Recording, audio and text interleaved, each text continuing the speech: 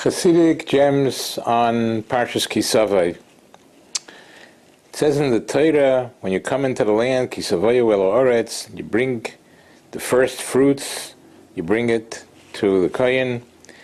V'yonisa v'yomarta l'fnei Hashem Elokecha, you should call out. V'yonisa, they translate to mean call out l'fnei Hashem Elokecha. And Rashi says that V'yonisa is a loshen haromas koil. It's saying it out loud, calling out. You're supposed to say it loud. That's the simple. The Chassidic Torah say, what's going on? Why do you have to say it loud for? We know when you daven Shemona Esrei, it has to be belachash, it has to be silent. What is this concept here of haromas koil, of elevating your voice and saying loud, saying this proclamation to the Kohen? V'yonisa v'yomarta l'fnei Hashem Elokecha b'koil rom. Why? The Chassidic Torah say, when you daven, it has to be belachash, silently. But when it comes to thank HaKadosh Baruch Hu, Hidah, you're thanking HaKadosh Baruch Hu for all the chasodim that He's given us, first fruits. This has to be with a high, high voice, with all our strength. Continuing with Chassidic gems, V'yonisa v'yomarta l'fnei Hashem Elokecha, the same pasuk means you should call out and say, L'fnei Hashem Elokecha, I appreciate and I thank you, HaKadosh Baruch Hu, for everything you're giving me, all the fruits. That's the simple. The Chassidic Torah tell us the secret of davening in these few words. The V'yonisa comes from a Loshen language of hachno, no, anisa, no, hachno, means to lower yourself and be humble when you daven. Then v'yomarta l'fnei Hashem Elokecha. You want your tefillah to work, you have to be humble and you might think, Rebbeinu Shloim, I'm so great, I'm so good, I do this mitzvah, I do that mitzvah, I learned so much, this, that. That's not the right way to daven. You daven with humility. Rebbeinu Shloim, I am not so much, I'm not so great, but help me anyway. That's the secret of davening.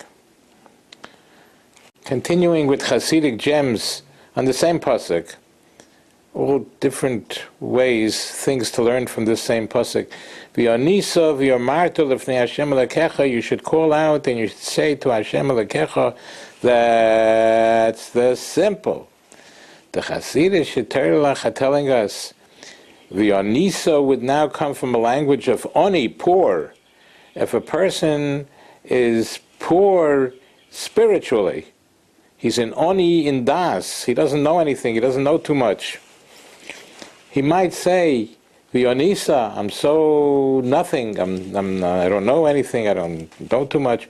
Where do I come to speak to HaKadosh Baruch Hu, to daven to HaKadosh Baruch Hu? I'm too little.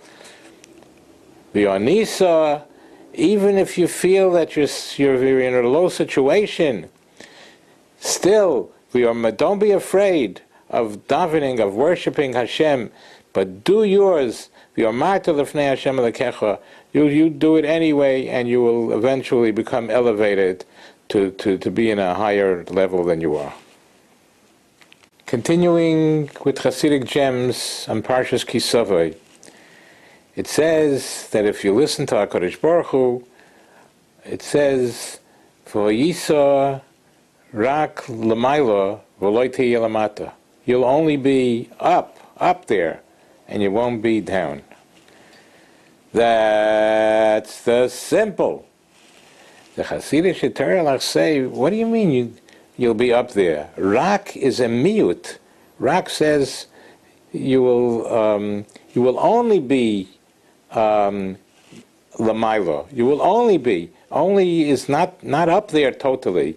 It's if Hashem is giving already, it should be total. he says, if you listen to Hashem, you will be way up there, way up there. But why express it in a language of rak, which is a miut, which is excluding, which is not really there? Why express it that way? Sagt the Chassidische Teurelach a gewaltige thing. He says, they say, Rav HaKodesh Reb Yitzchok Mibu Hush. Okay, he says that, the wheels of fortune turn. Somebody that's, up there, in a second he could be down there again. Once he reaches the top, it's a wheel of fortune. It turns. So that's what the pasuk is saying. You'll be up there, not totally up there. If you're totally up there, since life is a wheel of fortune that turns, you could go down. But if you'll be almost up there, you're not up there yet, then you'll remain on the high level that you are. Okay. Sikum on the Hashkafas HaTorah that we could learn from the Chassidic gems. We learned that when it comes to thanking HaKadosh Baruch Hu for the good that He does for us, we have to say it b'haromas koil, we have to say it loud, which can mean that we have to really, really emphasize it in our minds, in our hearts, in our souls. We should really appreciate what Hashem does for us. We should thank Hashem for what He does for us. We learned also that the proper way for davening is through humility. Rebbeinu Shalom, I don't deserve it, but please help me anyway. That's the proper way to daven. We also learned that if a person feels that he's an oni bedas, he's very, very low down the totem pole. He's very low down the totem pole.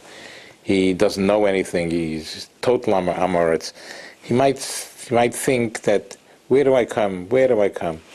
I come l'fnei Melech Malchei Amlochim HaKadosh Baruch Hu, to the holy Rebbeinu Shalom, to the King of all kings. Where do I come? Wrong. Even if you've realized that you're on a low level, don't just walk away from it, but daven, and you'll get up there. We also learned that when a person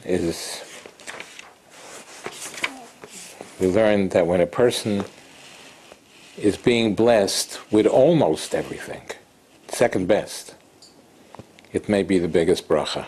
It may be the biggest bracha, because if he's blessed with everything, there's wheels of fortune that turn, and he could lose it, go down altogether. So if a person doesn't have everything, but he has almost everything, he should appreciate it, because that is a bracha of Hashem that will make it more lasting for him to be there.